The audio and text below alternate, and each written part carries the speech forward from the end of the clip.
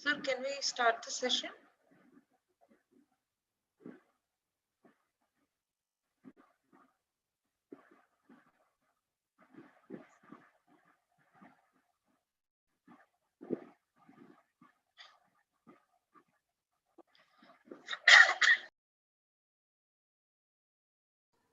Yes, we can start the session, ma'am.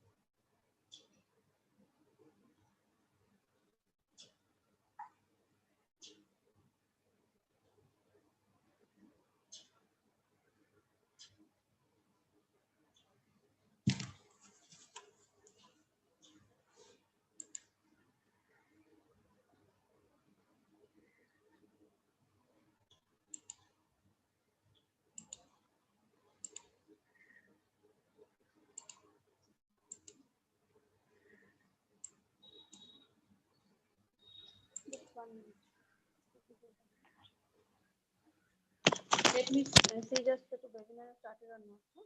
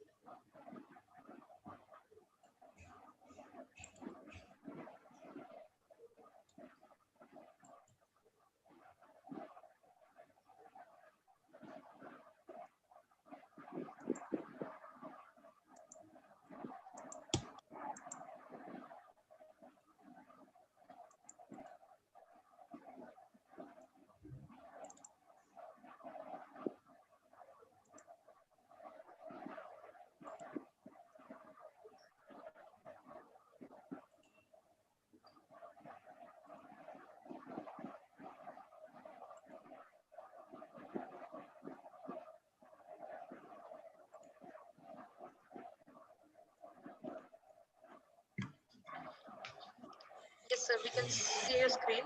It's visible. Yes, hello. Can you be a bit louder? Yes, sir, your screen is visible, sir. Yeah, can I start? I mean, are people there? More people won't join? We can start? Yes, sir, we can start. I'll let them in as they join. Okay, okay.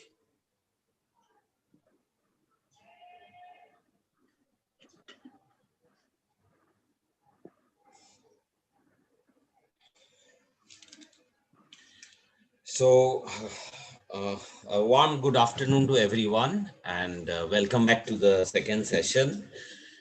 This session is on climate responsive architecture in context to climate change and adaptive architecture. Now, in the morning session, we had discussed about, or rather in the pre-lunch session, I had discussed about the importance of learning from lessons from vernacular architecture in context of rapid climate change and in context of introducing more adaptability in buildings. But finally, what is needed, and of which vernacular architecture and the lessons learned from that is a small part, is the importance of climate responsive architecture and the need to practice it in every building that we build. Climate responsive architecture is not supposed to be a gimmick. It is supposed to be an inherent part of our buildings.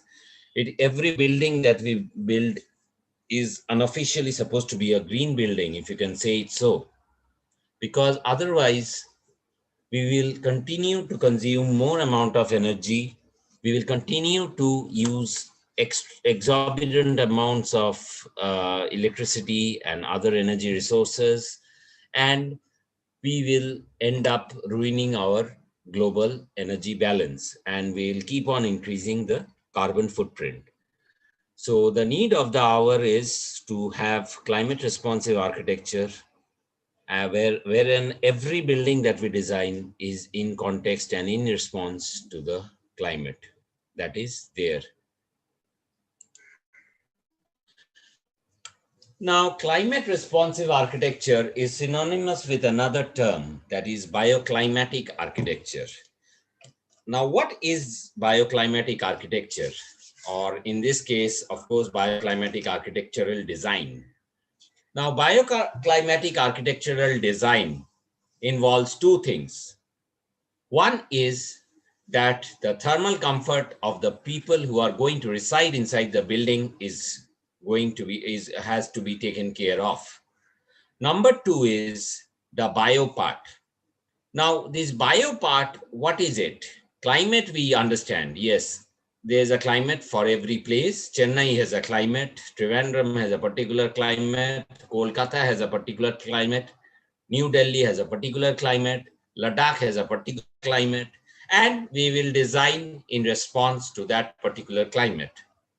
But what is the bio part of the phrase meaning? Bio part of the phrase means, of course, the biological thermal comfort of the inhabitants.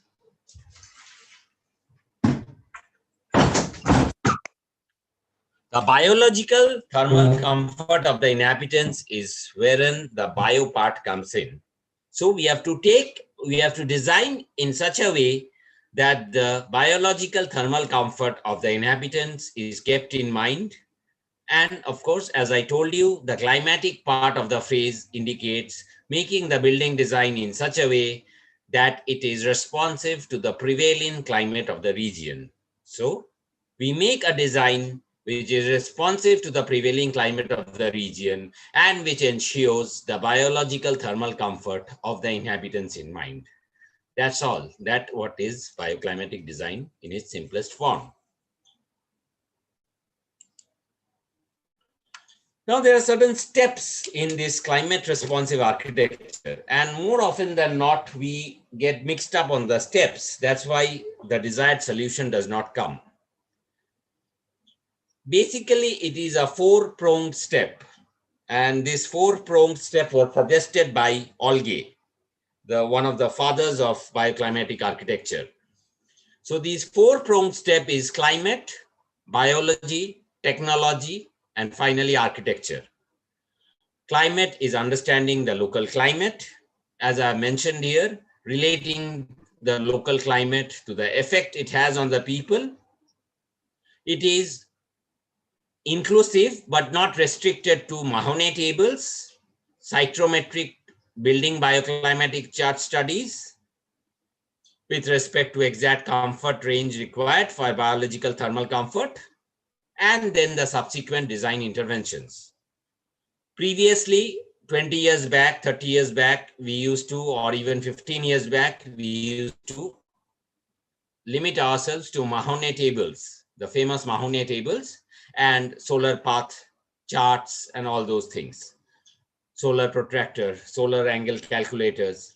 But in today's context, we have a number of up-to-date high-end softwares like Ecotech, Climate Consultant, NVMed, Design Builder, IES, Energy Plus. Okay, so these can make our job a lot easier. Job in the sense, the job related to the understanding of the local climate with respect to the effect it has on the human beings. The second step in climate responsive architecture is the biology part. Now, we know the climate now. I know, yeah, Vijayawada is very hot. It's humid often. Sometimes it rains. Often it rains. Winters are also a bit better, but not cold. So I know the climate. Now, if I'm going to design a building in Vijayawada, what do? I have to attempt to control these variables, the outside variables, by passive means. Passive means as in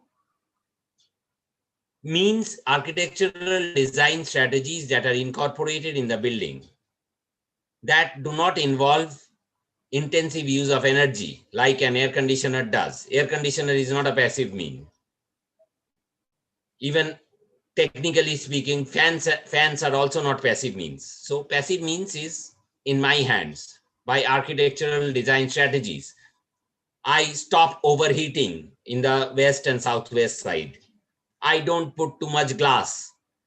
I expose my more wall surface area to the north and limit it in the south and southwest. These are simplest passive design strategies by which I can at the source itself limit the heat gained by my building.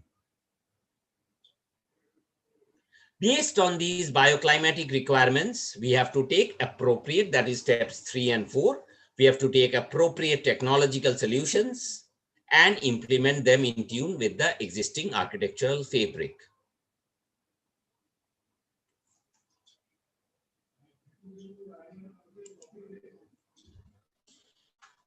Now, in this bio thing, you have to remember the comfort we are talking about for a human being is inside the building. We are not dealing with open sky environments. We are architects. We are dealing with human comfort inside a building.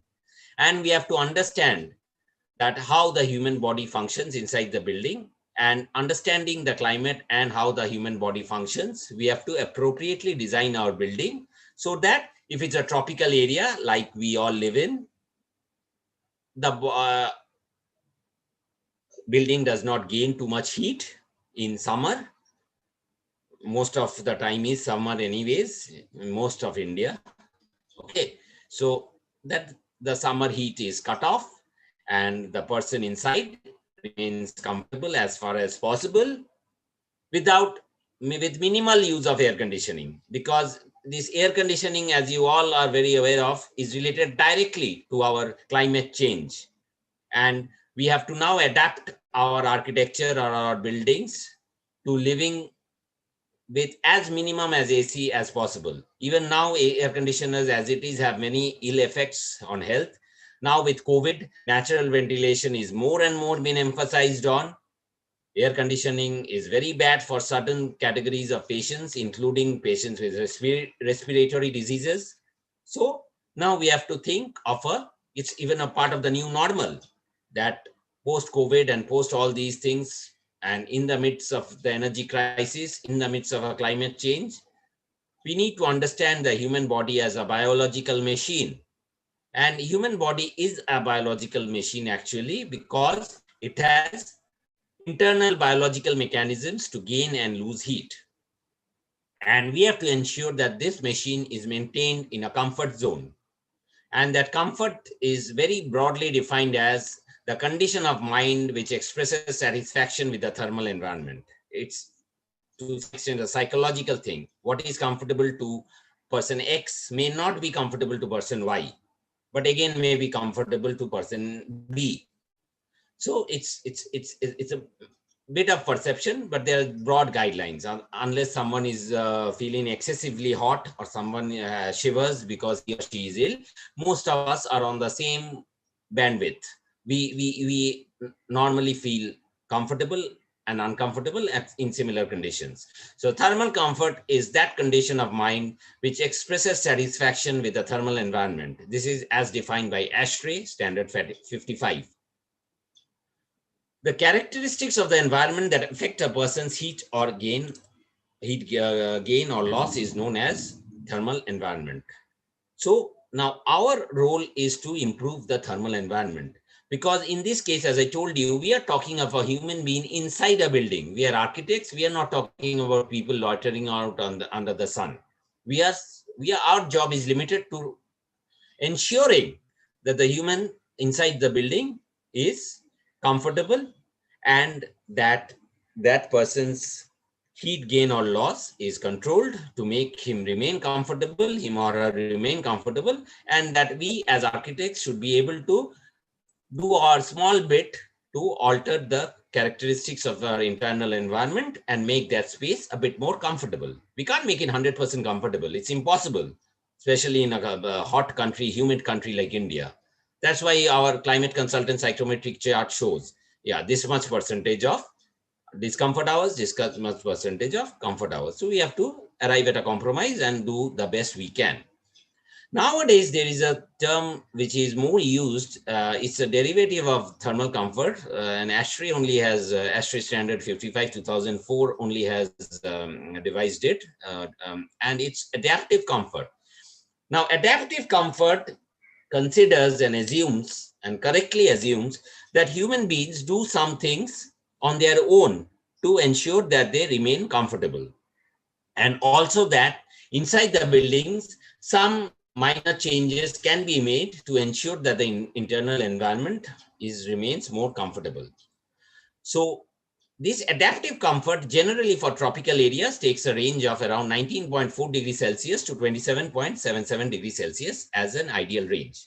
But further work has been done on it, and tropical index has been found out by Rai Chaudhary in India, who on behalf of IIT Roorkee, CBRI and IIT Roorkee sponsored work. And they have slightly extended it a bit more for Indian conditions. I hope I did not miss that slide. No, I did not. It's there later.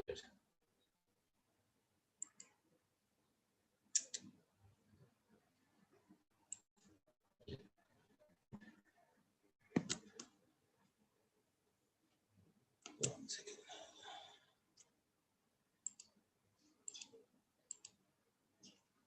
So this human body machine maintains a homeostasis state, that is heat balance state.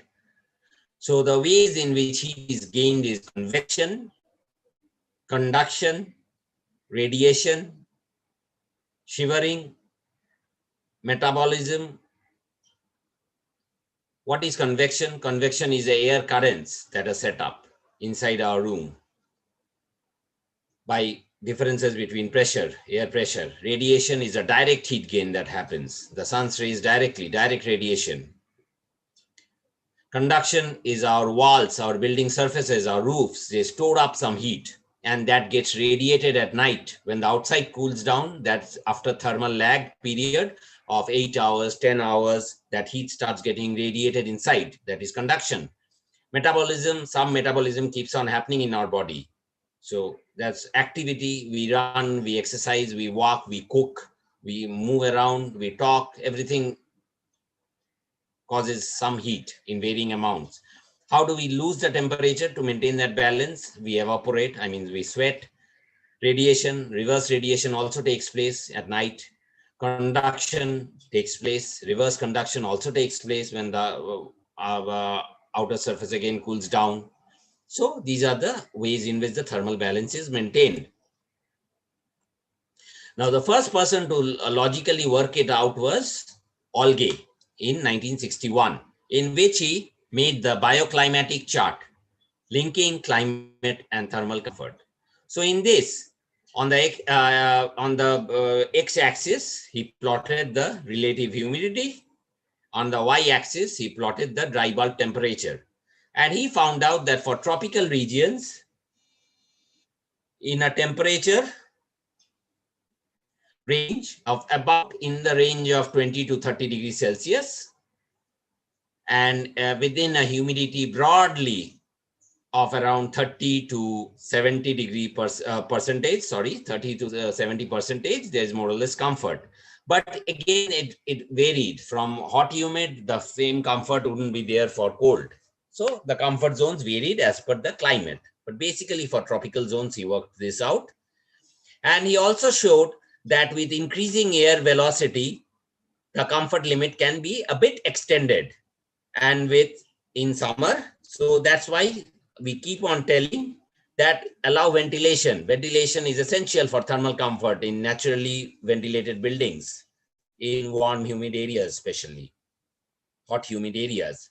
And in winter, with radiation amounts like 100 watt per meter square or 300 watt per meter square, it can, watt hours per meter square actually, it can increase. The limit of thermal comfort can increase a bit, not by much, but by a bit. So this Olge made the first attempt to link climate and biology and create this aspect of comfort zone. So this is a way in which heat exchange is taking place. As you can see, some amount of heat is gained directly as my cursor moves, radiation, either reflected radiation or direct radiation. Some amount is gained here, the building walls are not shown. Some amount is gained, stored in building walls and roof and conducted later. Convection is the currents that are set up in air. And the way in which a person loses the heat is by sweat or perspiration. So that's the way in which the homeostasis or heat balance in a human body is maintained. Also, that's why trees are so very important. We need trees to transpire to make our surroundings a bit more comfortable. Now, the thing is that we have our human comfort as my cursor moves. We have our site topography, we have a site climate. Now we have to select the common set area, union of these sets as our design focus area and proceed along that. Nowadays, Olge's bioclimatic chart is a bit outdated because Olge was considering outside conditions. And as I told you, we are more concerned with we are 100% fully concerned with the person inside the building. So inside the building, this was designed by Givoni, or Givoni, some people say, 1969, Givony, which was a building bioclimatic chart. Now, this building bioclimatic chart is known as a psychometric chart, okay?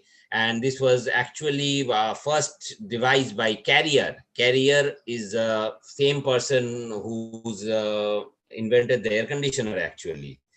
And in his name, a major brand of air conditioners also work. I mean, they are doing business under the Carrier name. So he was a person who devised this psychometric chart, and he showed how through building design, he was the first person who linked how through building design adjustments. Olge failed to do this, but Givony's building bioclimatic chart showed how through building design strategies you can cause adjustments in the comfort zone and show the limits of comfort. Now this can be worked out very nicely in a climate consultant software. The best psychrometric chart, which many students are also using in our college, is climate consultant chart, which gives you precise comfort zone indicators and how much percentage of hours yearly is under comfort, how much is in discomfort, all those things. And this bioclimatic chart, building bioclimatic chart, is there in Climate Consultant, which is a University of California software, freely downloadable, Climate Consultant version 6. And it's a UCLA, University of Berkeley design software, and it's very easy to use, very user-friendly. For example, you can see where my cursor is moving, the different strategies they have indicated through in their particular climate, whichever climate they have worked upon. These authors here, they have worked upon, they have shown in each of those climates how they can extend the comfort zone extends by adapting these passive design measures like evaporative cooling or solar protection. So you can see that by evaporative cooling and color coded, they can increase the comfort zone. So it's a very relevant tool and a tool that can be actually used by architectural designers. So as I was telling, Adaptive comfort, this concept was brought in because it was felt that inside a building, the occupant can actually change the conditions to a limited extent by operable windows, opening or closing windows, or changing their dress, changing into a lighter dress, even changing the interior wall colors and furnishings. That is why it is known as adaptive comfort, because you can change your internal context to a certain extent. For example, a very simple example which we all study in our first year, second year, warm colors such as red, yellow, and orange would be used in cold climates, whereas cool colors such as blue and light green, sky blue and light green, and white even can be used in hot climates. Even furniture design can be adapted by having the chair seats and backs made of well-ventilated open weave fabric for warmer areas, and for colder areas we can have thick upholstery. Okay, so that's why this concept of adaptive comfort came in, because we can change our internal context to some extent. Now, variables affecting thermal comfort. And according to Finger, the variables which affect the thermal comfort are activity level, which is the heat produced in the body. So if we sit still, we are more likely to be comfortable maybe thermally. Thermal resistance of clothing, which is the insulation of our clothing which we are wearing, which is represented as flow value. So by default, usually we take it as 0.5 or 1. Air temperature, which is the temperature of the air around us. Mean radiant temperature, which we refer to as MRT. Relative air velocity, and water vapor pressure in the ambient air, which is relative humidity. Now, there have been earlier studies, a lot of well-established studies. For example, the late Arvind Krishnan, who recently passed away, one of the pioneers in climate responsive architecture in India, the much respected and much knowledgeable person who worked extensively on this field. He in 2001 studied buildings and settlements of two hot desert conditions in India. One was the hot dry desert of Jaisalmer and one was the cold dry desert of Leh. And buildings, he saw that the vernacular buildings built there showed high thermal performance. I mean, that means they were climate responsive. And just linking for a brief moment with my earlier presentation, many studies, not only this, have shown that various passive strategies incorporated in vernacular homes helped in creating comfortable indoor conditions. That is what we need to learn. Why are we not able to? Why are they able to? Maybe we are missing something that they used, that they followed. So this was more India appropriate thermal comfort indicators. And here you can see they have very, very nicely divided this comfortable zone up to 30 degrees Celsius.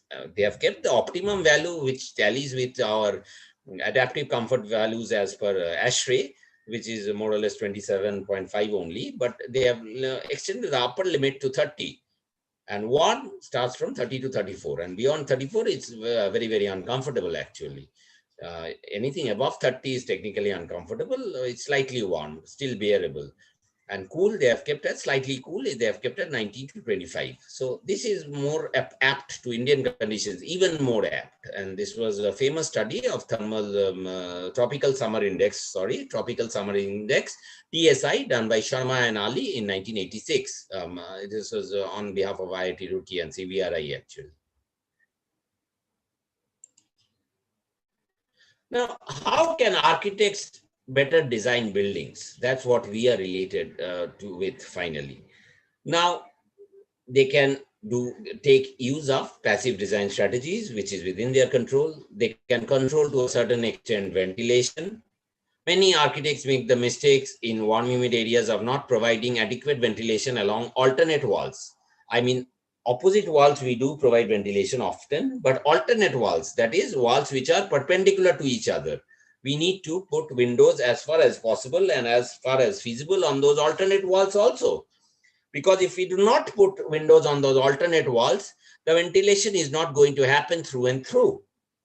because only cross ventilation, if you put windows on opposite walls, it won't help, because to that extent, because you need to ventilate each part of your building. Otherwise, there will be air pockets and there will be pockets where there is no air at all. So we need to have both windows on opposite walls and windows on alternate walls.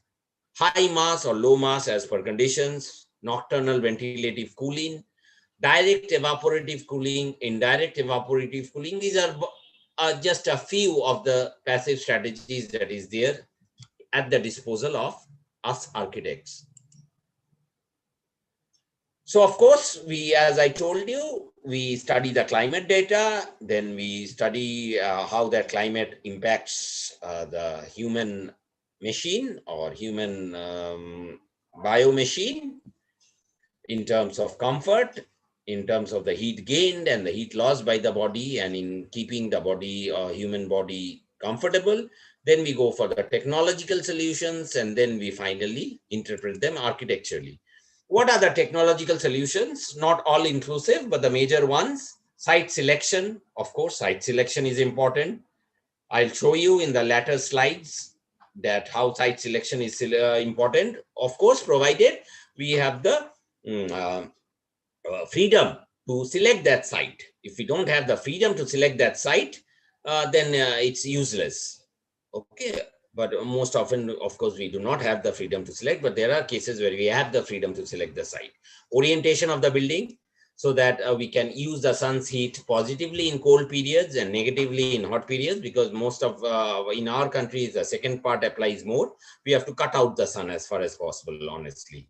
Shading calculations, how we can optimize shading without really totally cutting out daylight. We have to allow a bit of daylight also, but cut out the glare. So we have to shade our buildings. We have to stop overheating, but not make our buildings very dark inside, have some natural light as well. So it's optimizing. It's a game of optimizing. Housing forms, how they should be and how they are supposed to be in different climates.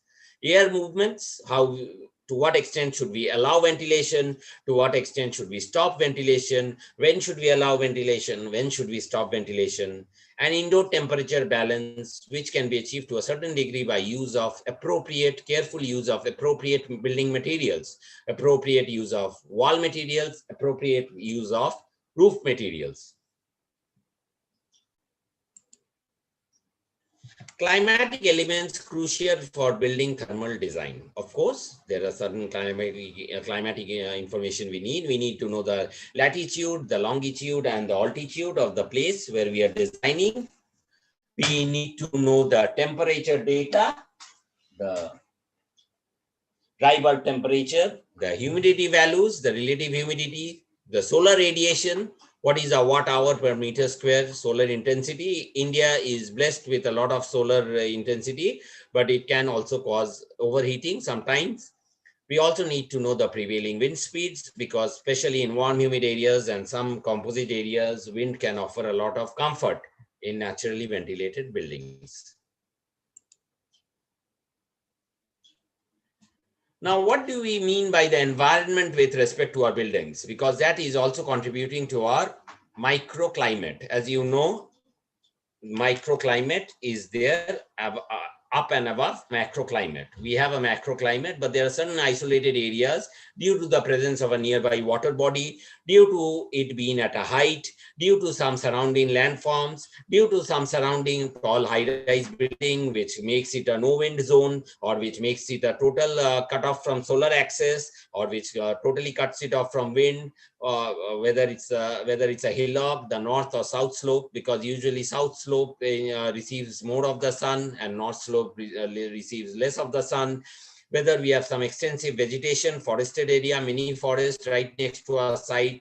So all this contribute to the microclimate of a site and building, and that is very essential. We should study that. That is why we tell our students repeatedly that you study the site properly. See the surrounding landform, see the surrounding build form. That is what a site analysis is supposed to do, so that you arrive at a solution that is best fit for that context.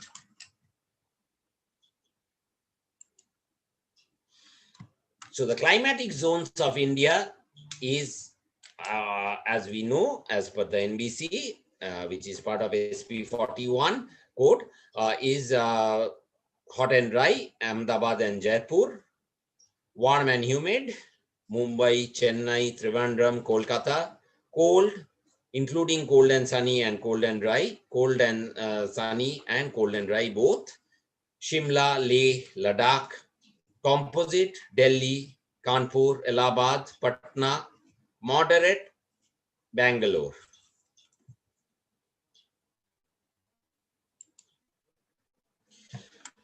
Now coming to hot and dry zone, climate zone. What is this is broadly laid down by the Energy Conservation Building Code. Now in this type of hot and dry climate zone, we should always go for compact building shapes because we want to avoid the exposure of the surface area to the hostile outside conditions. So we want to reduce the heat gain through conduction. So we are decreasing the exposed surface area. So you always go for compact shape of building. We usually use insulation in this type of hot and dry zone. We usually give some high thermal capacity walls, which are thick high thermal capacity walls. We create some buffer spaces and we try to have some water body or courtyards and landscape coolings if possible. Now, in warm humid, it changes a bit. We have a longish, elongated shape of a building and we cut corners so that wind can enter. And we make it a narrow building so that cross ventilation can occur. We usually don't want the width of a breadth or depth rather, or depth of our building to extend along the existing wind direction. We do not want the depth to increase or exceed 10 meters. We want to keep it limited. It's not always possible. In residences it is, otherwise it's not. But still we will try. Otherwise we give windows on both sides in that case, and then we have it. So we have this shape so that cross ventilation can happen. And as I was telling you, we should have windows on alternate walls as well. Insulation is not that important in this warm humid climate. Little bit we can do. What is important again in warm humid climate is increased shading. We want to have increased shading. We want to have elongated eaves. We want to have shaded porches. We want to have semi-shaded areas which are shaded from top by extended eaves. We have to have pergolad sitting areas, semi-covered sit-outs, wrap-around semi-covered balconies, verandas, all those things. We also would like to have buffer spaces, balconies, verandas, etc. And these also promote increased ventilation, all these buffer spaces. Composite climate zone. Composite climate is a strange climate. You have 2 months of, say, hot dry climate in composite climates, typically in India, 2 or 3 months of warm humid, 2 months of heavy rains, monsoon, a clear 1 month, half a month of spring, 3 weeks, 1 month of autumn. You have all the seasons actually. It's a famous saying, we have 6 seasons in composite climates. And then you have a winter, which is pretty harsh because Delhi winters are pretty harsh. Delhi is composite climate. Even Hyderabad technically comes under composite climate in NBC. If you see the NBC map, you'll see Hyderabad is placed under composite climate. So that is the thing. So composite, we have to basically optimize, take the best of this, take the best of that, and mix and match and bring it into a compromise solution. We neither go for a very compact shape here, and we neither go for a very spread out, somewhere in between. But we need ventilation here also. It's more or less like warm humid to a certain extent. And we shade our west walls, we shade our southwest walls especially. And we would also like to go for insulation here, and courtyards work very well here. Courtyards in the direction of the incoming ventilation, wind. Okay. Cold climate. Cold climate again is similar to hot dry climate in the sense that we keep very compact shapes. We do not want to expose much of the external surface to the cold, hostile cold, because then all our stored heat will dissipate. all our stored heat will go out. So we use a lot of, in many ways, it's actually similar to hot dry climate. We use roof insulation, wall insulation, double glazing, Trombe walls, glass glazed walls over solid masonry walls. We have glass glazing on the south side. That is what simply Trombe wall is. We use thicker walls. We use darker colors, the opposite of tropical climate. Darker colors in tropical, humid, warm, humid, or hot, dry climate, you use sky blue, white. Okay, just some buildings in Jaisalmer, you will notice a sky blue to reflect off the heat, not to store the heat. So we use sun spaces, Trombe walls. As I said, most of you would be aware of Trombe walls. So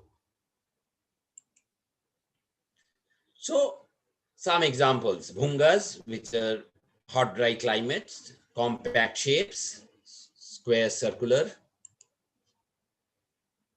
Closed, inward-looking courtyards, which do not let in the hot loo, the heat, hot, dry. Some water element, some landscape element to shade, hot, dry. Massive roofs, okay, earth-filled roofs, vernacular roofs in Jaisalmer, hot, dry.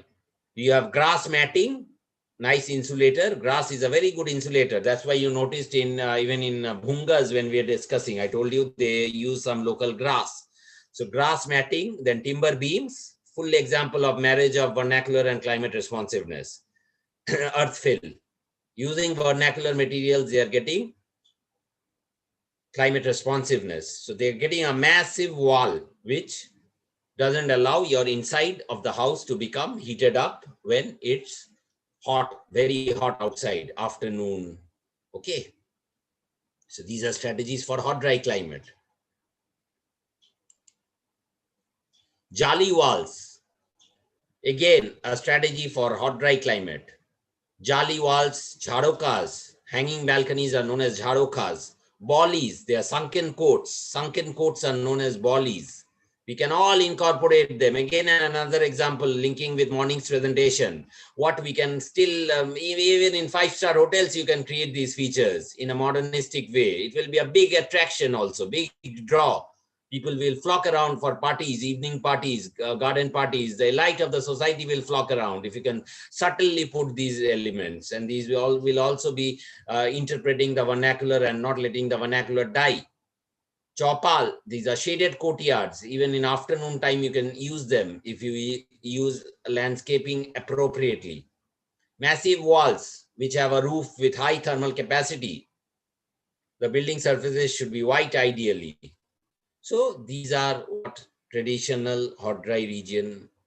You can also use evaporative cooling to a little bit. Some hot dry areas, humidity is very low, 15%, even 10%, 20% maximum. So to make the skin a bit more comfortable and not let the heat bite you literally, you can introduce some small landscaping elements, water bodies.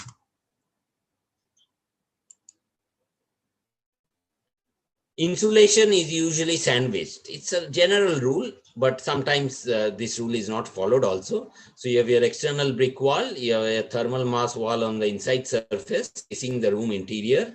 That is the general rule. And this is the insulation sandwiched between. Most studies show that insulation works best when sandwiched in between. So you have your thermal mass wall on the inside surface facing, this is for hot dry, okay. Wind towers, a lot of wind towers can help. You have insulation, you have filler slabs, which is in fact a type of insulation, works well in both warm, humid and hot, dry.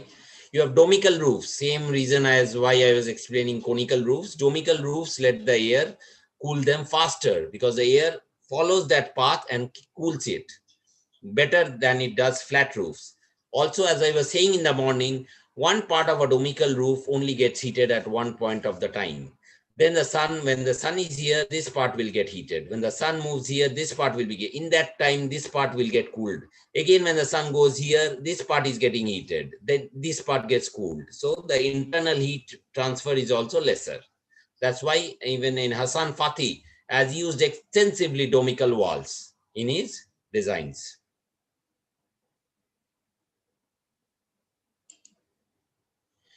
Coming to warm humid climate, total opposite. Lightweight materials. See, so light, bamboo. This is a bamboo. This is an award-winning school. School which won the Grando School in Burkina Faso, which won the Aga Khan Award.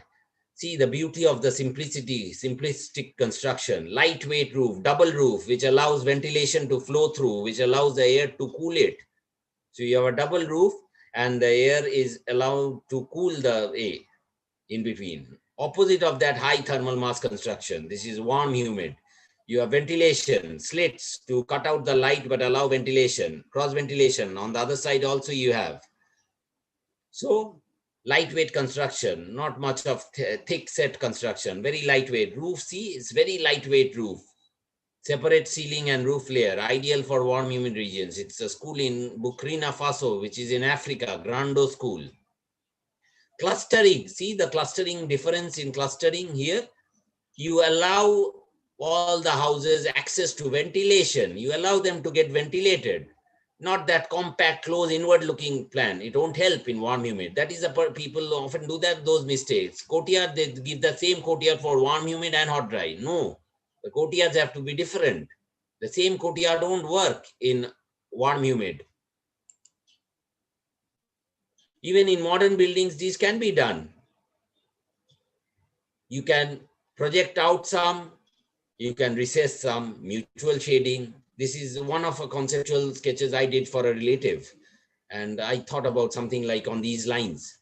So you can project some out, you can project some, recede some, mutual shading. You can use green panels, green small terraces where green is there. Mutual shading in its simplest.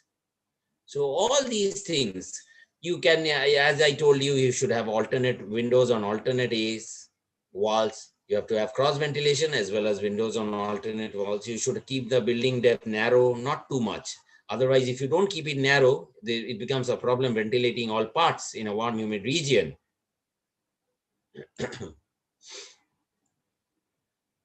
So traditional passive homes in warm, humid climates, again, are vernacular, but it looks so nice. Kerala, okay. So they have those typical features, warm, humid climates, high ceilings, tall operable windows, protected by deep overhang of the roof, wrap around continuously running verandas. Okay. So these buildings are frozen in time. They are as relevant today as they were before. People still go to visit them. Tourists from all over India and the world go to visit them.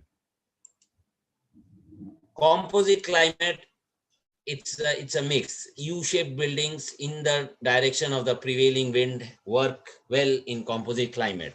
You can see this gap here. So this sort of U-shaped building works well in composite climate. But you, as I told you, it's a compromise. You neither spread it out too much, neither make it too compact. Something in between, slightly more open courtyards than a hot, dry area. Okay. But you can't make it as open as spread out as we did in a warm humid area. So it's a mix, optimize.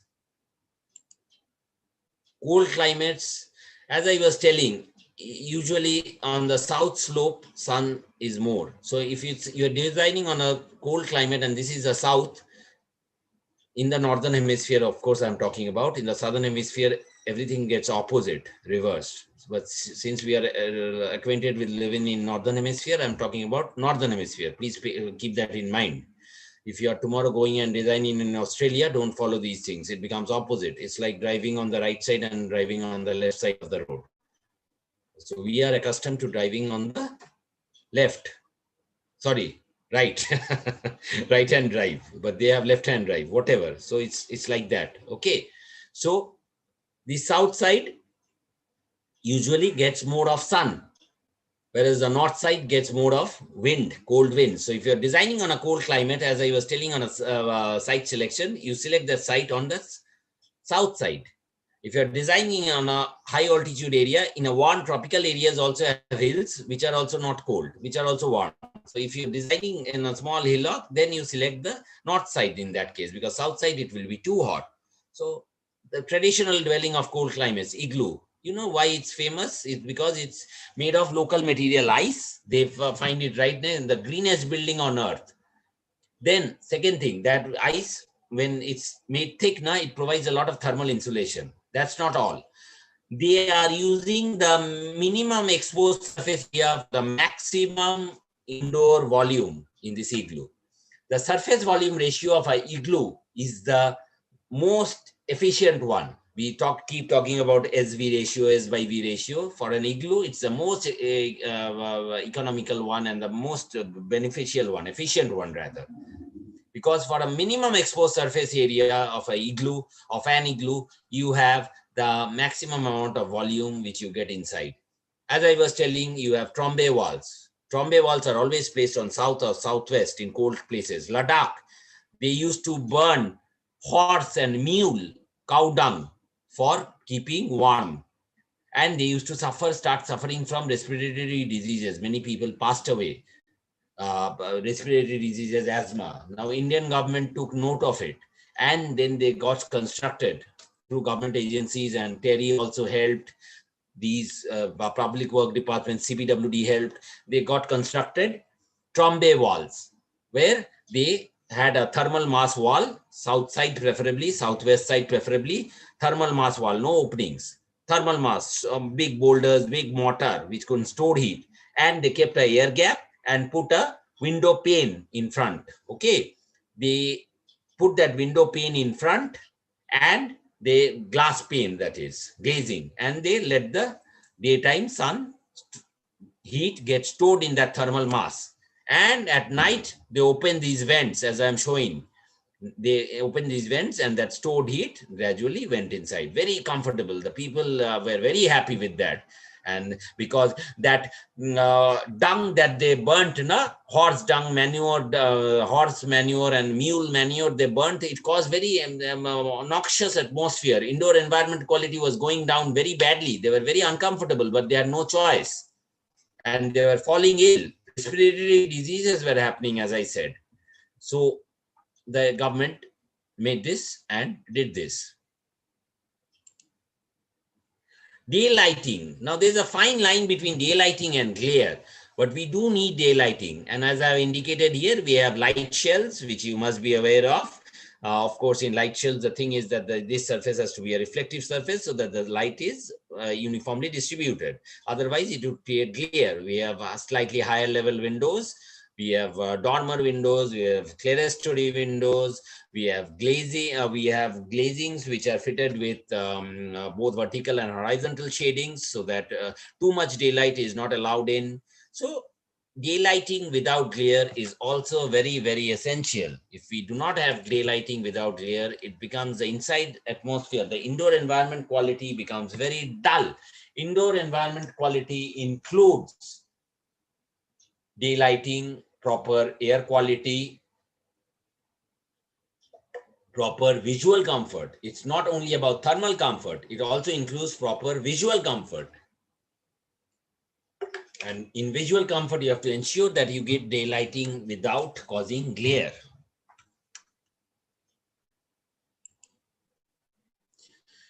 Solar access is another thing. It's part of the technological solutions. Remember, the technological solutions are basically proper site selection, if possible, proper orientation, proper building form selection. For example, hot, dry, compact, cold, compact, warm, humid, elongated, slightly greater aspect ratio of the rectangle, narrow, not too much depth of the building.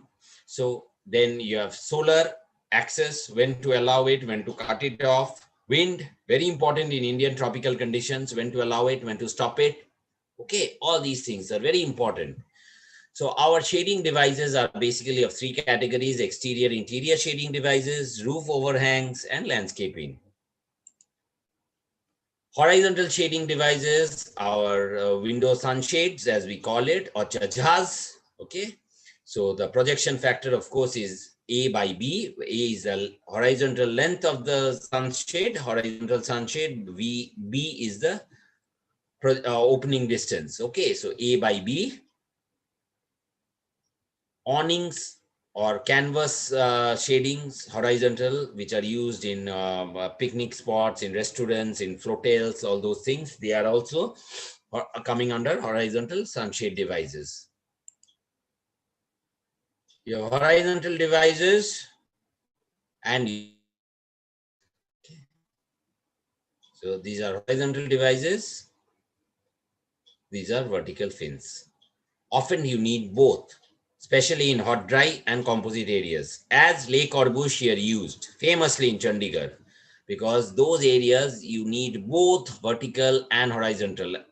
Otherwise, your walls, especially west and southwest walls, become very heated, because even the low angle west sun can cause much heating in those areas, Jaipur, Chandigarh.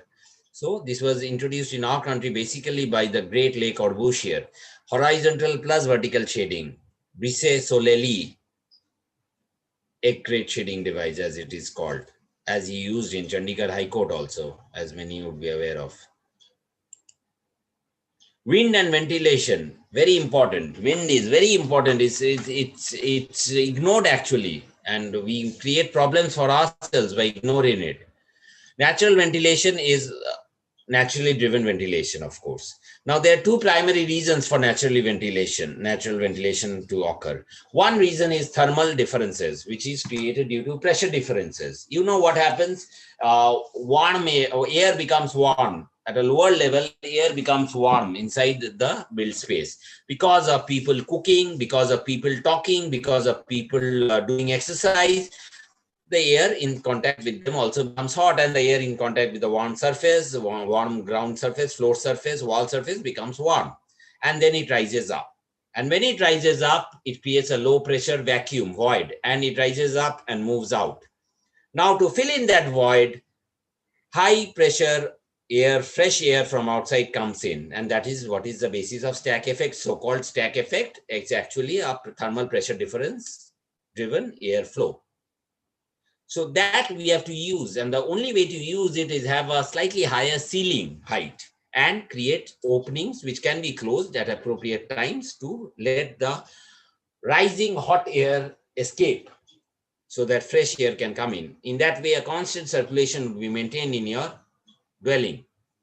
Dynamic airflow is wind generated, prevailing wind patterns, where there is a constant wind blowing every evening. Maybe if there's a river nearby, from that river south side or southeast side, every evening there will be a breeze. That is a standard breeze. But most often we have to create our own pressure difference induced breezes. Now, as I was telling you, the wind direction should not be perpendicular to the building. It should be at an angle. That is the typical way of actually maximizing your wind into the building. It's a wrong concept. People think it should be perpendicular. If your wind direction is from southeast, your building can be along 180 degrees straight.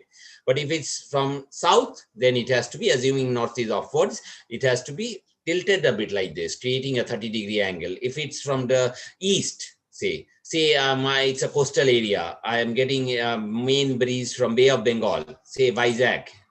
So Vizag wind is basically southeast and east. So east. So I am tilting my building so that the incoming wind makes an angle of 20 degree. And wind is very important because an airspeed of even 0.5 meters per second equates to a 2 to 3 degree drop in temperature at a relative humidity of 50% and at a DBT of 40 degrees Celsius. So it's valuable if you are dropping the temperature by even 2 degrees.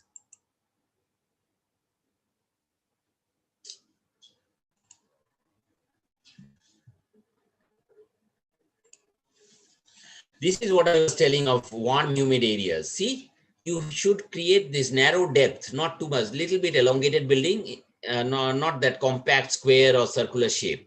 You have to create this type of thing, and you have to create notches so that the wind enters into your building. You have to make the wind enter. You can't just expect it to be naturally cool. You have to make the wind enter through some design interventions.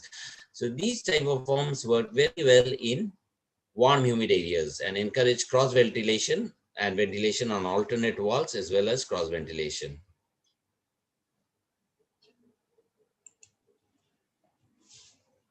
Stack effect, simple stack effect. Wing walls. Wing walls help in ventilation. Wing walls are very effective in ventilation and also help in sun shading because they are basically vertical fins on either side of your window. This is a plan view, of course, of a wing wall. So they are basically fins outside your window. So they help in inducing or bringing in the wind inside your building and helping the air circulate. Now, we have spoken enough, since we all live in a tropical country where most of the year it is very hot. We have spoken enough about increasing wind ventilation, but some areas in our country are also cold, and we also need to know, for example, Ladakh, Leh, Kashmir, know how through cluster housing we can protect against the wind. Of course, protecting against the wind follows the same principle as your design in hot dry area follows. What we have to do in those areas is we have to limit the exposure of the outside external walls to the wind, so that we can limit the exposure and limit the loss of heat of those walls. Or else we can have these type of things if it's a villa or more fancy. If it's a EWS housing or industrial housing, we can safely go for row housing. But if you're doing for a villa or something more fancy, we have to give views to the mountains, etc., lakes, whatever, we can go for this type. Because as architects, we can't only think about climate responsiveness. We have to also think about our aesthetics, about our creating beautiful functional buildings, which is most of the architects have it in their hearts, that if you're doing a building, it should also look good, because we have a special knack for aesthetics. Wind flow in high-rise buildings is also very important. Very interesting things happen. For example, in a stilt building, at a lower level, you'll find higher wind speed, lot lower, a lot higher. Okay, at a stilt level, you'll find higher wind speeds. Again, if your building is recessed like that, what you'll find is that your wind speeds will be actually deflected away in the ground areas. You will have higher wind speed in the higher upper areas, but at the ground floor areas, you'll have lower areas, opposite of this. So you have to think and do whenever you're doing something. Again, an ideal way, if this is the north where my cursor is and where the blue wind direction shows, if this is my north and the wind is coming from there, the ideal way is, if I want to block if it's a cold area, if I want to block the cold northern wind, what I can do is bring up a tall, high-rise building here and then guard this building with some trees and something. Then what will happen, or even a massive wall.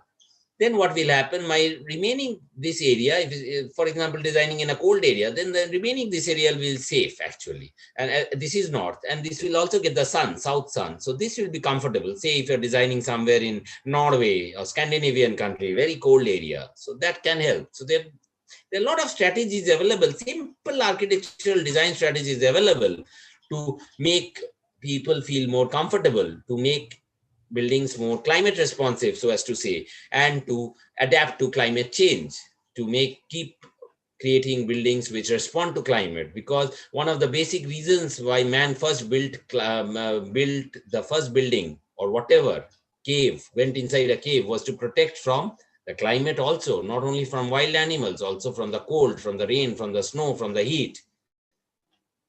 So again, there's something known as wind shadow. So if you're having a high high barrier here, solid barrier, then this area, which is approximately equal to 10 times the height of this mass, will be a wind shadow area. It always happens. If this is H, you'll have something of an area around 10H, which is a wind shadow area. So you can use it. Sometimes you don't always need wind.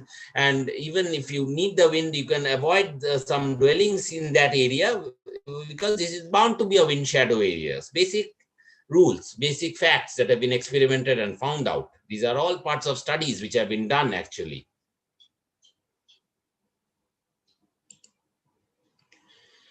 At a glance, how to utilize ventilation. You want windows, you want vents. Ventilators are also very important. Nowadays, I see students don't give ventilators at all, but we need ventilators. Ventilators can actually encourage air circulation. We can have verandas, we can have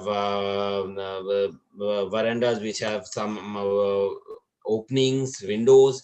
We can have jali walls, we can have wing walls, as I showed, which can drag in, bring in the wind inside your building. So we can have all those things.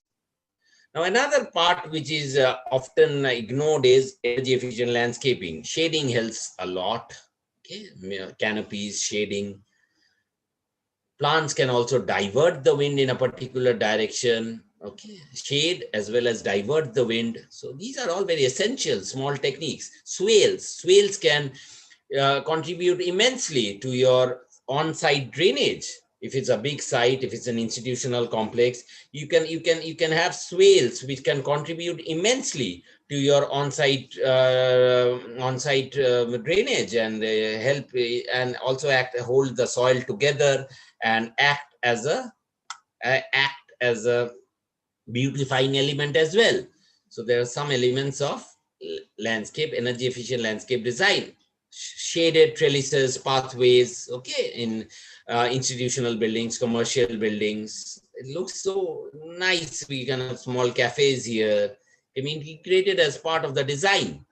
You can have shading by deciduous trees in summer, and in winter when the trees lose their leaves, you can have the sun access, because in winter you need the solar access to some extent. Of course, green roofs, another very important thing. Okay, very important thing in nowadays can be done. Of course, you need to take extra structural support and waterproofing, as well as a membrane protection. So, of course, in addition to increased drainage, if you want, you can also add an insulating layer. So that's why now you can see from this diagram why horizontal shading will actually protect you when your sun is here, where my cursor is. See, here we have a horizontal shading. The sun will protect, the sun will be protected by the horizontal shading. Why do we need vertical shading? Vertical shading is basically needed when the sun is either here or here. It's at a lower level, correct? So when it's at a lower level, we need those vertical shading to protect our walls from getting heated up. Otherwise, our walls get heated up by a huge extent. So to protect our walls from getting heated up, we use this. Now, most of the things about climate responsive architecture is in our architects' hands. I've also outlined the process by which we do the climate responsive architecture. The four-pronged process: climate, biology, technological solutions, and finally architectural manifestation. But sometimes even after knowing, we architects conveniently ignore. And that is what has to stop. We have to be more aware. We have to use the correct methods. And otherwise, it's only about following the basics end of the day. Simple buildings, all buildings can be made very responsive to the climate. Because as I said, vernacular houses were made that way only. And studies have proven that, as I discussed in an initial slide. So that's all from my end. Thank you. Now I welcome queries. Yeah. Thank you, sir. Anyone who has any questions can type in the chat, or they can directly unmute and talk.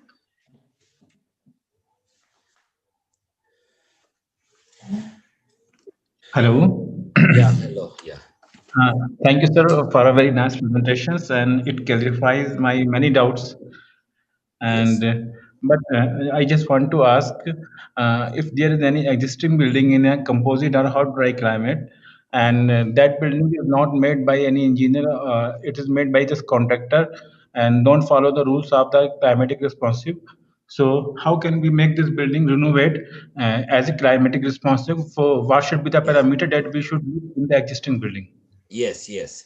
Good question, actually. There is something known as retrofitting. So we can go for retrofitting. Yeah. And in retrofitting, one thing you can do is you can, especially in hot, dry, and composite climate, you can fix lightweight. Nowadays, there are a lot of lightweight vertical fins and horizontal fins available. So those lightweight, they're made of alloys, aluminum-based alloys and bauxite aluminum-based alloys, which are very lightweight. And you can actually fix those as an external cladding, retrofit and fix them. And in that way, to some extent at least, your south and southwest walls should be shaded. As I was saying, the combination of vertical and horizontal shading, that is one way. Number two way in which you can do it is you can do something on the roof. Actually, on the roof, you can either shade the roof. If you're going for a low cost solution, you can shade the roof. You can Okay. paint the roof with albedo paints, which are reflective paints. You can make the roof white tiled, so that decreases your roof heat gain, and while the vertical fins would and the horizontal fins combination would reduce your wall heat gain. Other than that, you can also add some insulation in some areas. Even in the wall, you can add insulation. Okay, so or and also the color scheme of the house you can change. So that is what is possible. Your glass can change. Retrofitting, it's part of retrofitting. You can use the standard green glass which they are using now, high emissivity glass. So all those things can be done. So, Okay, but okay. So it will be as energy efficient, some per concept. yeah, as per energy efficient concept only, but because of course you have to initially do a simulation based study. You have to recreate the Okay. building digitally and create an energy model and see where your building is going wrong. This building, any building that you're talking about, which is say not designed by an architect and not climate responsive, you have to Yeah. first analyze where you are going wrong, and if you have to identify the energy conservation opportunities where maybe you will find out after simulations that your west wall and the southwest wall is getting excessively heated up. So you have to Okay. retrofit it with those vertical and horizontal fins. It's very essential. Actually, in those hot dry areas, vertical and horizontal fin combination is very, very important. That is the easiest way Okay. actually, because you find lightweight, even fiber based materials, which are very not very expensive also. So you can retrofit them easily, prefabricated materials. So also roof, you can do a lot of treatment. Roof is very albedo paints, high reflective paints are very easy and not so expensive as well. So you can just paint them and reduce the heat gain through roof. And other than that, detailed retrofitting requires detailed analysis, of which the first step is, of course, simulation. Second step is energy measure, temperature measurements inside. I mean, not only simulation will work. You have to then go inside the building, have a complete energy audit, create an energy model, and then identify the weak areas. You can take, in fact, you have to take the thermal guns and all those things, and thermal cameras, imaging cameras, see which walls are more prone to heat gain, and then come up with a solution, which will all again be based on the basics only. I mean, energy efficiency and climate responsiveness, they basically overlap. They are part of the same bigger picture. So you have to again come back and go into those things only. Maybe you have to see that you have to increase the shading on your south and west walls because they are getting a lot of heat gain. So all those things. Yeah. Okay. Okay. Okay. Thank you very much, sir. Thank you. Thanks a lot.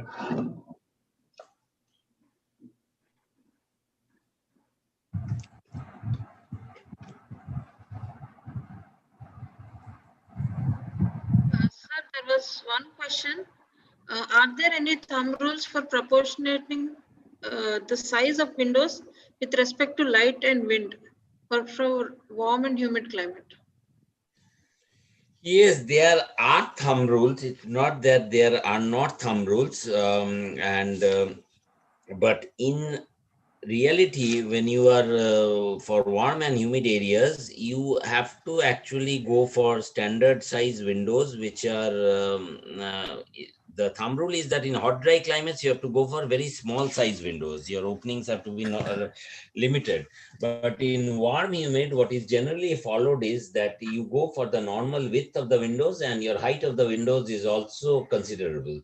So you go for bigger windows where at least your on north walls, you can give even 40% of the wall surface as window area. Okay. And in south walls, you should give not more than 30%. And on the west walls, you keep it toward 20%. That is a thumb rule which is generally followed, openings, window openings. So on the north wall, even up till 40%, you can easily go. South wall, 30%. But sometimes even south walls, people, when there's a breeze, when it's prone to breeze on that side, and when there are good views, they go for 40% on that wall as well. But on the west wall, it's advisable to not go beyond 20%. So this is the most commonly followed thumb rule, because this is ECBC has stated this. So this is what should be usually followed, because you have to optimize between daylighting, glare, and also not allow too much heat gain. So yes. I mean, window wall ratio I'm talking about, if you get it, I hopefully, yeah. Window wall ratio should not exceed 40% on north walls. Sometimes people give even 50% on north walls, okay? But ideally, window wall ratio should never cross that in north walls, and south walls, you keep it lesser. I mean, 30% is ideal, never more than 40%. Extreme case, go for 40%, but never beyond that. West wall, keep it as down as 20%. That's why they tell keep ventilators in the toilets on the west walls, and the staircases, small openings only. So east wall, you can go for it, but again, it's not more than 40 is advisable, because even in the daytime heat, summer heat, around 10 o'clock, 11 o'clock, east sunshine also happens here. Hello.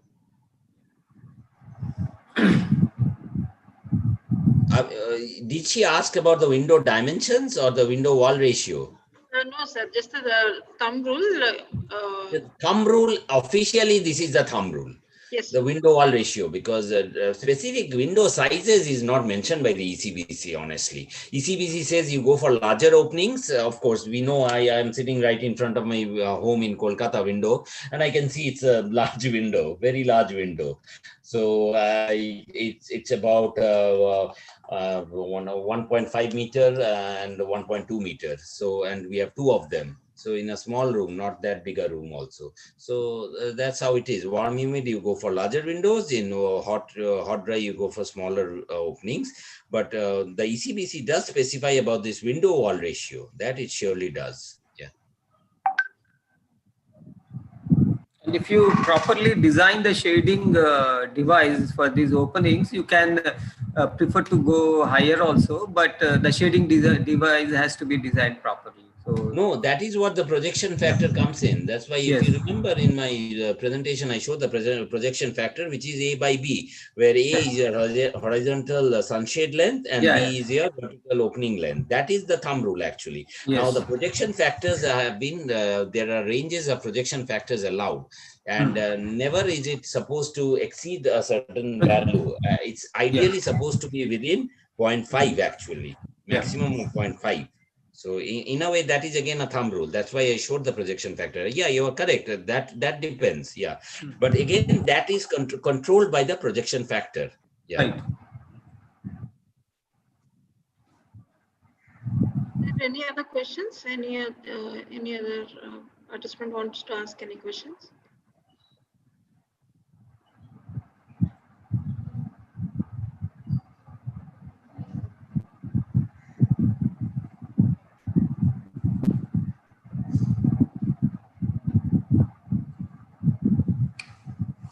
If not, I think we can go ahead with the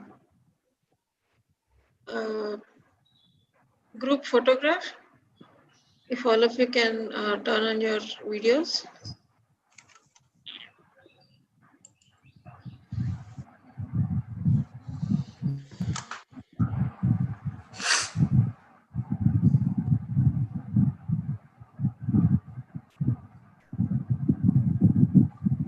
So I think you can stop sharing the screen.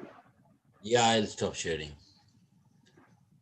No, if you want me to further elaborate on that window size, I can't, but as such, there is no other guideline specifically with respect to that. It's more or less more to do with the projection factor that is limited, and also the window wall ratio, because sizes of the windows are not really limited in that way, or they're not suggestive of anything. You have windows which are 2 meter height also, and warm humid areas, that the ECBC just stops at that in hot dry areas you go for smaller windows, very small openings, and in warm humid you can go for larger openings. And typically ribbon windows are more effective in this kind of a situation on the south and west. If you Yeah, ribbon window type. as in which Yeah. climate? Hot and dry. Hot and dry, yeah.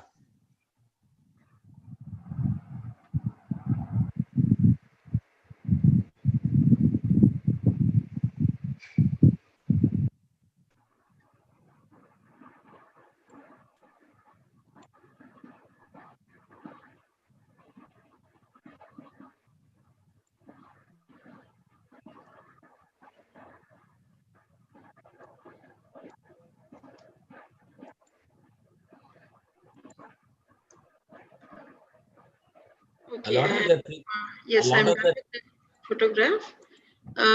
Sir, there was one more question. So what is the right courtyard configuration for warm and humid climates? a lot of research has happened on that same, ma'am. A lot of PhDs are still happening on the courtyard configurations. But generally, till now, whatever research has happened, it is seen that in warm, humid climates, the courtyards should be having a bit more of a aspect ratio. Aspect ratio, as in the ratio between the two sides of the rectangle, should be more as compared to and also a bit more open type of courtyard as compared to the courtyards used in hot dry areas, where it has to be very, very compact and more lesser aspect ratio, ideal aspect ratio of 1:1, where it's almost a square shaped courtyard. But in case of warm humid climate, the courtyard should be more of a rectangular courtyard with the longer side of the courtyard facing the incoming breeze, if there exists a breeze. So the aspect ratio in case of a warm humid courtyard becomes more, maybe something like 1:1.5 or 1:1.7 or even. But the same in a hot dry climate is a 1:1 aspect ratio. But there is no definitive rule. This setting to setting these change, and that's why so many PhDs are still being done, and even master's theses are still being done in order to find out that ideal optimized ratio. So we can only quote the previous studies, but there is nothing known as this is the truth and nothing else. So that is the thing. Yeah. Okay. It's more of a more aspect ratio is usually more in more elongated courtyard in and with the longer side of that rectangle in the direction of the incoming breeze, and 1:1.5 is generally regarded as a proper aspect ratio as compared to a hot dry climate where a more squarish courtyard is preferred. Fine, sir. Any other questions, or can we close the session?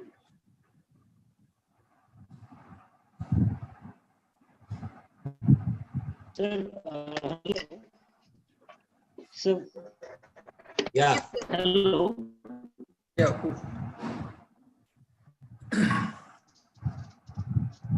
Yeah, please continue. Hello, sir. Good afternoon, sir. Yeah, good afternoon. Naveen Kishore here. Sir, I just want to ask you one question. Sorry for the interruption. In case, we said, like in composite climate, all the four seasons are prevalent, right? So Yeah, composite, like even Delhi is under composite and even Hyderabad is under composite, right? So there is a great Hyderabad is somewhat, I feel, even within composite there is a change. There is a great change in the climatic conditions. As we move actually towards Hyderabad, the I don't south, feel should be put under composite at all, because somehow, but since NBC has put it, I have to it follow. becomes more and more, I think, warmer as we come towards the south. Warm and humid. Mostly So- Hyderabad now is warm, humid, and it doesn't even have an appreciable cold climate.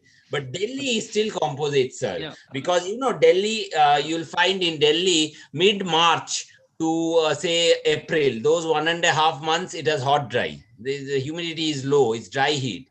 Then May, June, you will sweat a lot. So it is more or less warm, humid. Then again in July, August, nowadays it rains. So it is a monsoon. And then it again mid-September to October or November, it is autumn. So last 1 month is autumn just before winter sets in. So then you have winter. Temperatures go down till 2 degrees Celsius, also even lower, 1 degree Celsius. But again, in before that March, right after say just after winter ends, for 15 days even hardly, or even in some cases 30 days, some years, you have some semblance of spring just before summer sets in. So that's why Delhi is a typical example of composite. And you should also note, sir, that Delhi is at a higher latitude than Hyderabad. Hyderabad is a very low latitude, and I always felt that whenever I used to see the NBC map, I used to always wonder why they have actually put Hyderabad under composite, because it's something other than composite. It's definitely not composite. It's more akin to warm humid actually nowadays, because it's very humid also in Hyderabad. So that is, but if you see the latitudes, Delhi is something like 28 degree, no, almost. Almost, it is way beyond the Tropic of Cancer, and actually warm humid stop at Tropic of Cancer. Beyond the Tropic of Cancer and at the Tropic of Cancer, all your composites start. See, Bhopal is composite. It is right at the Tropic of Cancer, 23.5 degrees Celsius. See, Ranchi's composite climate is right at the Tropic of Cancer. See, Delhi is more, 28 degrees Celsius. So not Celsius, 28 degree latitude. So I have always wondered about this, but of course NBC knows better. They should, if this is what you are saying, I agree that Hyderabad should not be under composite, but Delhi definitely is composite. And Delhi has all those seasons actually. What technically, if you go by composite definition, it fulfills all those things. It has a hot dry period. It has a warm humid period, the fundamental criterion of composite. Next, it has a winter, clear winter, which is more than that of warm humid areas. And third, it does have rains also, monsoon, and it also has a somewhat of a spring and autumn, even if for brief periods. Hyderabad, I'm not very sure why they've even put it in the composite.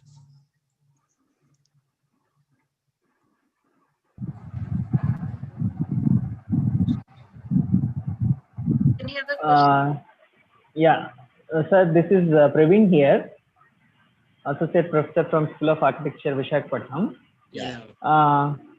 Sir, is there any exercise going on regarding the bylaws as per the climate type rather than state-driven bylaws?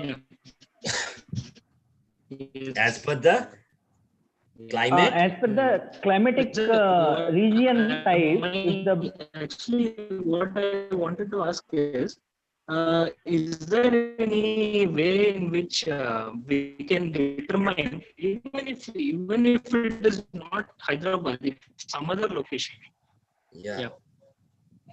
I couldn't, your audio is not that clear, but what I could understand what you are asking, there are studies being done with regulation to zoning regulations also, and its impact on urban climate. And ECBC is conducting some studies with respect to revision of bylaws at individual state levels, with respect to incorporating some more climate responsive features in their zoning regulations and bylaw regulations. Was that part of your question? ECBC is doing that. Yes, sir.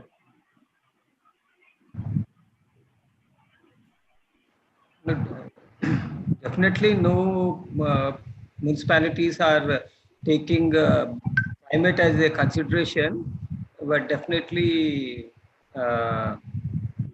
they have to, ECBC has started some programs, sir. I mean, it has not reached down to that level, but they did sensitization camps, at least in Jharkhand, where I was before this. And they did come and they wanted, we had about 2-3 meetings where it was actually deliberated upon. The process has started, where some zoning regulations, they wanted to be modified a bit. And that is, some reports were also submitted, but as usual, things did not happen after that maybe. But in fact, ECBC has been made mandatory in some states. I think Andhra Pradesh is included in those states. Even Telangana also it is mandatory. But we have plans to work at a zoning level also, but yes, till date, nothing concrete has happened. Because some buildings are too close to each other and the climatic effect and all those things they did discuss. Because I was part of 2 such workshops but finally, I don't know in what happened, of course. Nothing happened actually, tangibly.